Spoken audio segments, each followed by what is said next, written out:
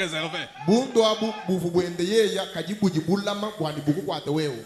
Vous comprenez? Si vous n'acceptez pas son opprobre, si vous n'acceptez pas qu'on se moque de vous, qu'on parle mal de vous, vous n'allez pas marcher avec lui. Vous allez prendre le chemin de tous les hommes, de tout le monde. Oh, ce n'est pas là son chemin. Son chemin est le chemin de mépriser. Nous osons croire que nous sommes sur cette voie-là.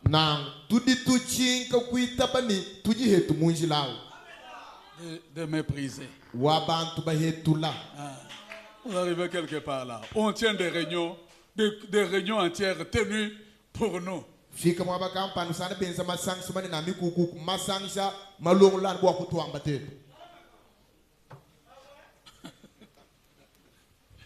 C'est drôle. Alors, nous comprenons ceci. Ce qu'on aurait fait pour notre Seigneur.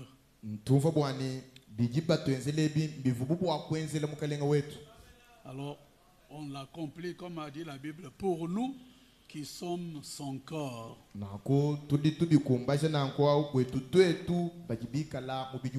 Alors, je vous invite, s'il vous plaît, à vous tenir debout. Nous allons lire dans le grand livre. J'aimerais prendre mon sujet dans le livre d'Éphésiens.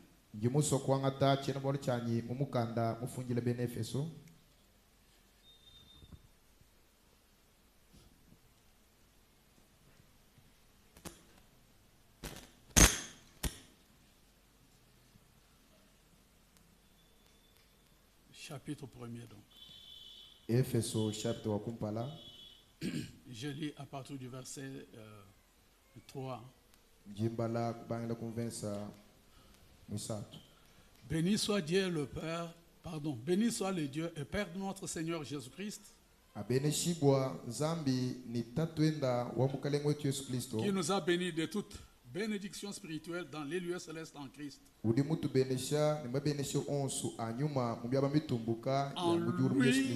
En lui, Dieu nous a élus avant la fondation du monde pour que nous soyons saints et répréhensibles devant lui. Il nous a prédestinés dans son amour à être ses enfants d'adoption par Jésus-Christ, selon le bon plaisir de sa volonté, pour célébrer la gloire de sa grâce dont il nous a favorisés dans le bien-aimé.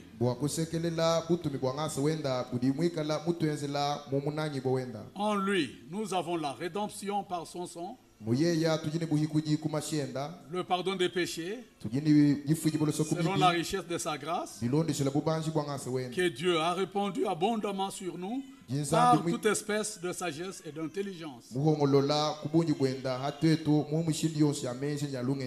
Il nous a fait connaître le mystère de sa volonté, selon le bienveillant dessein qu'il avait formé en lui-même, pour le mettre à exécution lorsque le temps serait accompli, de réunir toutes choses en Christ, celles qui sont dans les cieux et celles qui sont sur la terre. Seigneur notre Dieu, nous te remercions ce soir pour cette occasion, Seigneur. Nous voulons que si c'est la dernière Père Céleste que nous avons, de nous rencontrer en tant que mortels pour parler de toi, ceci aide ton Fils, ta fille, ton serviteur quelque part, Seigneur, à avancer encore en Christ et à t'aimer et à te servir plus que par le passé et à comprendre mieux ta voix, ta volonté et ton plan. Ceci est ta parole, Seigneur. Par la grammaire, nous pouvons la lire, mais c'est plus profond que les lettres que nous lisons, Père. Nous avons besoin de l'auteur, le glorieux Saint-Esprit qui a fait écrire cette parole, afin qu'il nous en dévoile le contenu et que chacun de nous puisse puiser sa part dans ceci pour la gloire de ton nom. Bénis tes enfants, Seigneur.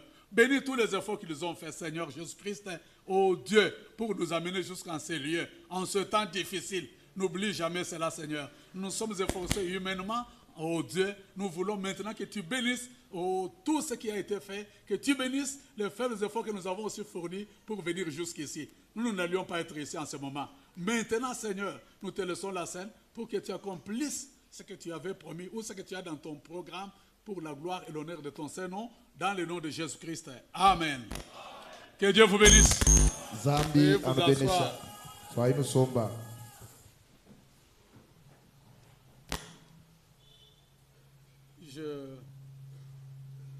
J'aimerais vous parler de quelque chose.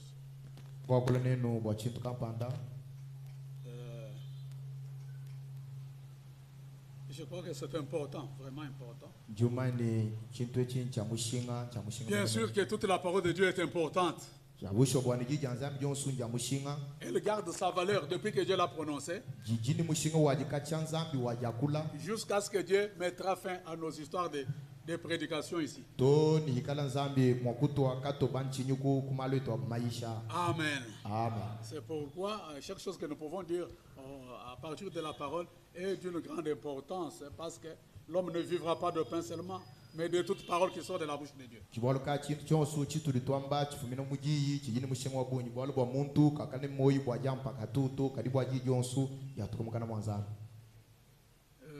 Je crois nous sommes venus nous réunir ici selon un programme. N'est-ce pas la vérité? Il y a un programme qui a fait que nous puissions nous réunir ici. Nous ne sommes pas ici juste pour être une réunion de gens. Mais il y a un dessein dans cela. C'est de cela que je tire là mon sujet, qui s'intitule le dessein de Dieu, comme nous avons lu là, ou le plan, ou le programme de Dieu. J'espère que nous tous nous comprenons ce que signifie le mot programme.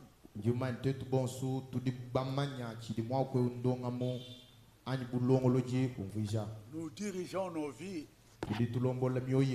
d'après un certain programme. N'est-ce pas? Nous ne vivons pas comme cela, comme des bêtes. L'homme est un être doté de l'intelligence, de la sagesse pour faire certaines choses.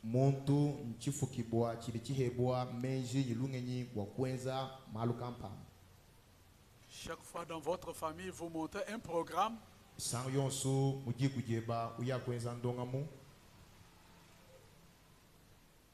Tout ce que vous faites est fait en fonction d'un certain programme.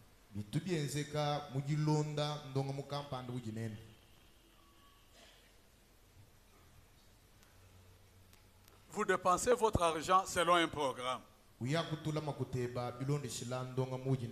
N'est-ce pas? Et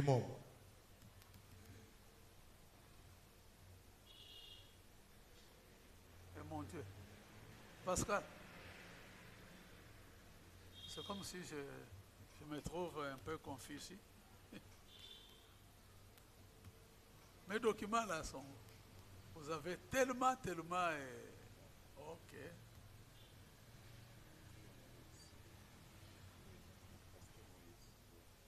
Ah bon. Voilà.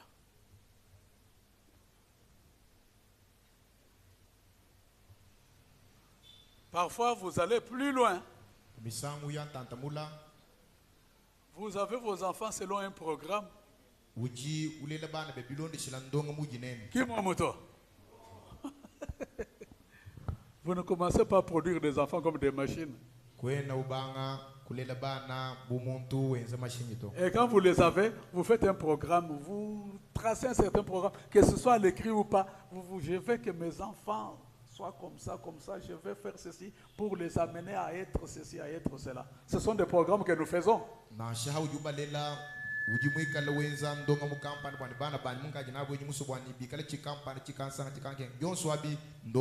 C'est ce que fait tout être censé ici.